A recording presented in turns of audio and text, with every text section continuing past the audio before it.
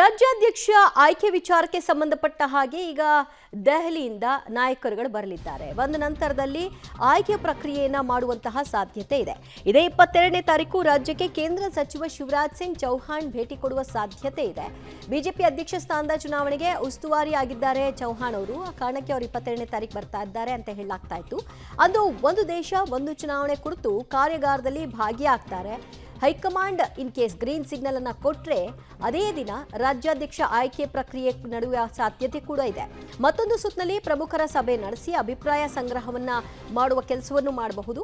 High command ಗಮನಕ್ಕೆ ತಂದು ದೆಹಲಿಯಿಂದಲೇ ಹೊಸ ಅಧ್ಯಕ್ಷರ ಘೋಷಣೆ ಮಾಡುವ ಸಾಧ್ಯತೆ. ಹಾಗಿದ್ರೆ ಇದಕ್ಕೆ ಚುನಾವಣೆ ಅಂತ ನಡೆಸೋಲ್ವಾ? ಚುನಾವಣೆ ನಡೆಸಿಯೇ ರಾಜ್ಯಾಧ್ಯಕ್ಷರ ಆಯ್ಕೆ ಮಾಡ್ತಾರಾ ಅಥವಾ ಇರೋ ರಾಜ್ಯಾಧ್ಯಕ್ಷರನ್ನೇ ಕಂಟಿನ್ಯೂ ಮಾಡ್ತಾರಾ?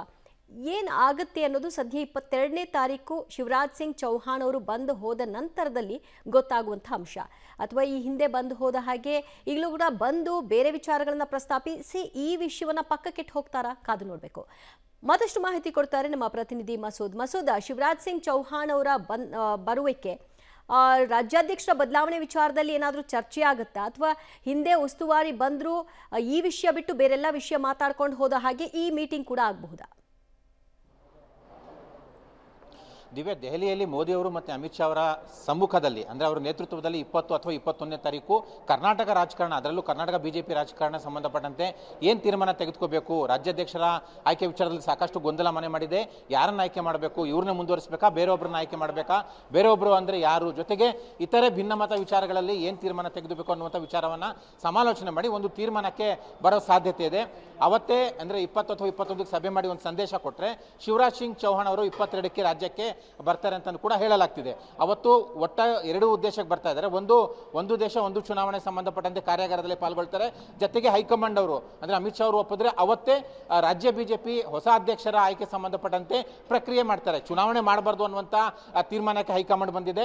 ಎಲ್ಲರ ಒಪ್ಪಿಗೆ ಪಡೆದು ಸಹಮತದಿಂದ ಎಲ್ಲರ ಅಭಿಪ್ರಾಯ ಪಡೆದು ಒಬ್ಬರನ್ನೇ ಆಯ್ಕೆ ಮಾಡಬೇಕು ಅಂದರೆ ಒಬ್ಬರನ್ನೇ ನಾಮಪತ್ರ ಪಡೆದು ಅವ್ರನ್ನೇ ಆಯ್ಕೆ ಮಾಡಬೇಕು ಅನ್ನುವಂತಹ ತೀರ್ಮಾನಕ್ಕೆ ಹೈಕಮಾಂಡ್ ಬಂದಿದೆ. ಆದರೆ ಯಾರು ಅನ್ನೋದು ಮುಖ್ಯವಾಗುತ್ತೆ. ಯಾಕೆಂದರೆ ವಿಜೇಂದ್ರ ಬೇಡ ಅಂತ ಭಿನ್ನರ ಪಡೆ ತಟಸ್ಥರ ಪಡೆ ಈಗಾಗಲೇ ಹೈಕಮಾಂಡ್ ಮುಂದೆ ಬೇಡಿಕೆ ಇಟ್ಟಿದೆ.